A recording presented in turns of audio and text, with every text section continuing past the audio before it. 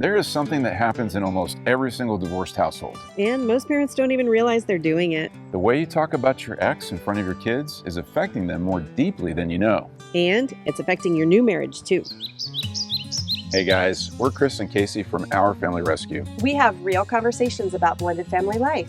The great parts, the hard parts, the messy parts, and how to get through them all without it costing you your marriage. Because when the marriage is healthy, the whole family benefits. And when the marriage starts struggling, the kids feel that too. And we've learned that the hard way. We're not therapists or counselors. We're a couple who's lived this. We both grew up in blended families and then ended up building one of our own. When we got together, we brought 6 kids under one roof, different ages, personalities, and needs. And like most couples, we thought love would make it all come together. It didn't. We went through seasons of tension, exhaustion, and feeling completely overwhelmed. But our commitment to God, to each other, and to our family is what carried us through. And over time, we learned what actually works and what doesn't. That's why we started Our Family Rescue. Because when we were going through it, we felt alone, and we don't want any other families to feel that way. We will share personal stories, but just so you know, we keep all of our kids' details private. But we will always tell you how it felt from our side, and honestly, that's the most important part anyway, right? Of course. Today, we're talking about something that every single person in a blended family has to navigate. And most people don't realize the damage it's doing until it's already done. How you talk about your ex to your kids and in front of them. Here's something that's really hard to admit as a divorced parent. You want your kids to be on your side. Of course you do. You've been through something painful, and the person who caused a lot of that pain is still very much present in your life through your children.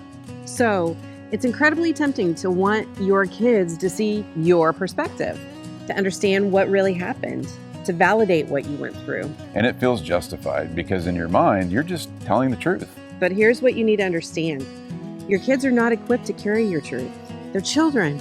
They don't have the life experience or the emotional maturity to process adult pain. And when you hand it to them anyway, it doesn't bring them any closer to you. It just adds weight to an already very heavy load they're already carrying. I want to share something that surprised me because I think it's going to surprise a lot of you too. When kids are caught between two parents, they become incredibly skilled at something.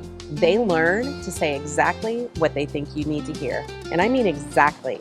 They'll sit across from you and nod and agree and seem completely aligned with your perspective. And it feels like connection. It feels like they finally understand. But here's the reality. The moment they walk out the door and go with your ex, they do the exact same thing. They say exactly what that parent wants to hear too. Not because they're being manipulative, but because they love both of you. And they're desperate not to disappoint either one of you. And as they get older, that information you've been feeding them doesn't just go away. It just sits there, and eventually they either use it against you or they're fighting your battles for you in a way that you never intended. Either way, you've put something in their heart that they didn't ask to carry. Your beef with your ex is strictly between you and that person. It's not your children's burden. They didn't choose this divorce and they didn't choose sides. They should never be made to feel like they have to. And then there's this phenomenon that caught me completely off guard. Sometimes our kids would start venting about their other parents, complaining about something they did or said.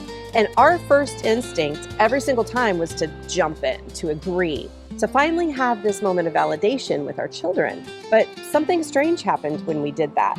The moment we started joining in, the kids flipped. Suddenly they were defending the other parent. The exact same thing that we had just been complaining about, they're now protecting. And we were left standing there completely confused, like we were the bad guys. What we eventually understood was that it was guilt. The kids felt guilty talking about their other parent. And the moment we piled on, something in the kids shifted to protect them because that person is also their parent and they love them, even when they're frustrated with them. So we learned to just be quiet, to listen, to let the children vent without making it our moment too, to be their safe place, not their co-complainer. And sometimes when the moment was right, we'd gently encourage the kids to give their other parent the benefit of the doubt. Not because they always deserved it, but because the kids needed to learn how to do that. And they were watching us to learn how.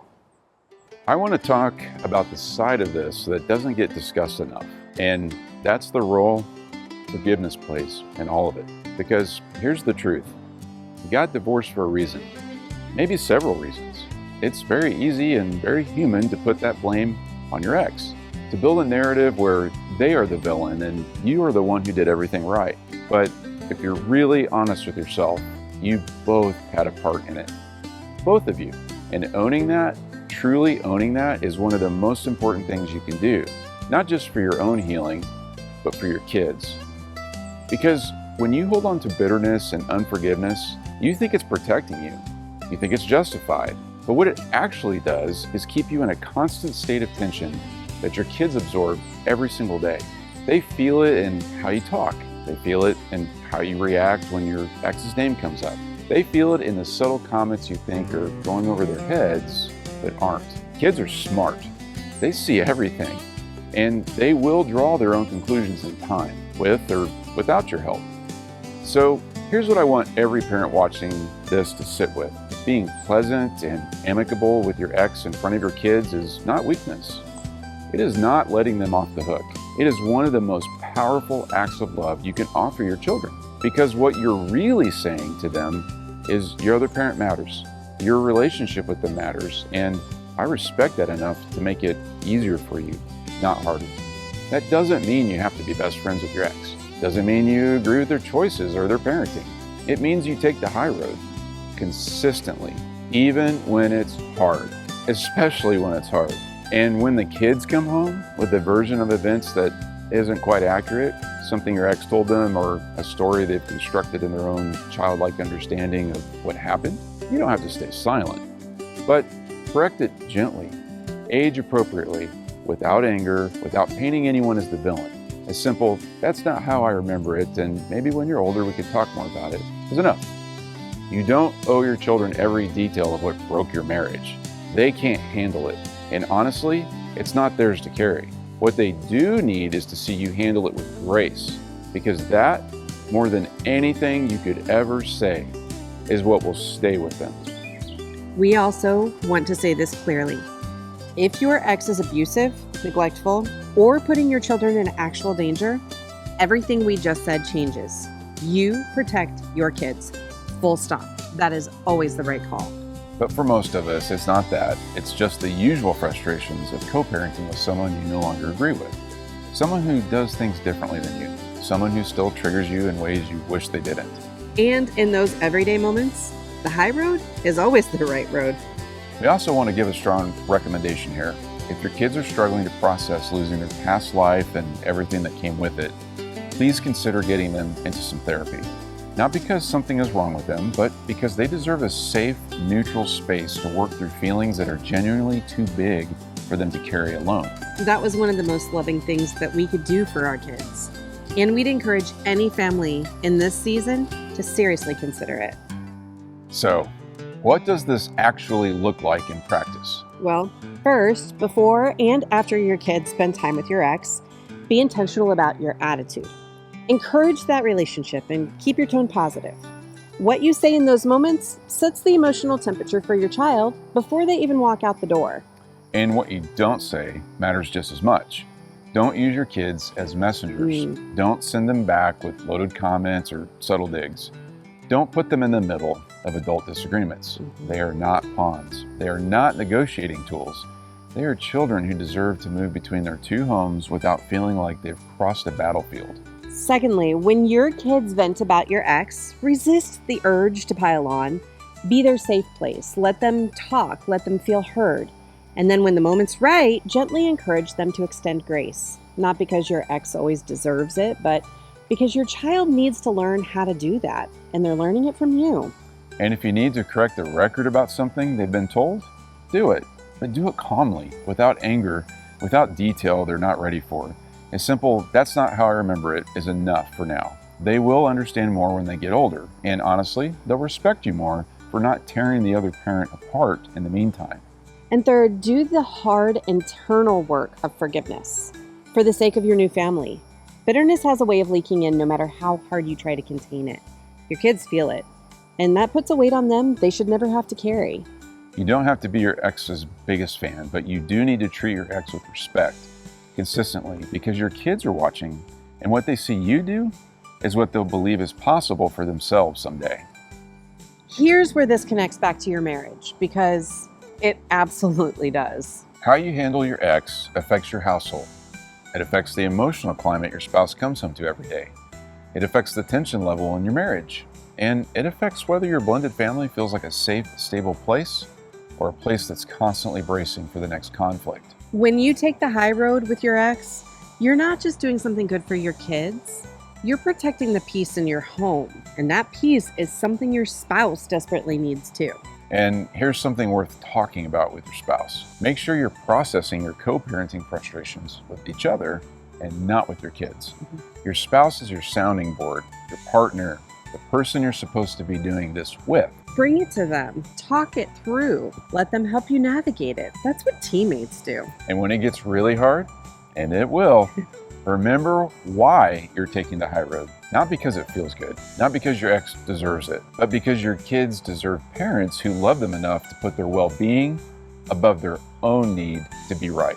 That's the kind of love that actually heals a family, and it starts with you.